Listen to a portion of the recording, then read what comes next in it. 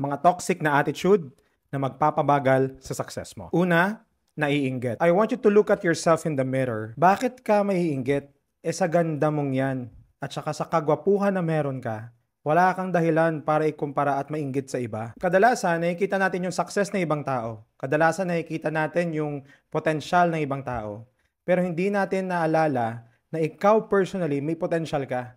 Hindi mo lang na-discover. Hindi ka lang naging conscious sa pagtingin ng sarili mong potensyal. Kasi nakatuto ka sa strength ng iba at kinukumpara mo sa weakness mo. Meron kang talent, meron kang skills, meron kang gift na binigay ng Panginoon sa'yo. That is why, again, wala kang dahilan para mainggit. You have your own pacing. If you want to be successful, be grateful sa binigay sa'yo ng Panginoon, na talent, skills, abilities. Be grateful sa beauty na binigay ng Panginoon sa'yo. And use that to progress your journey in life. Naniniwala ako sa'yo. Taon mo to.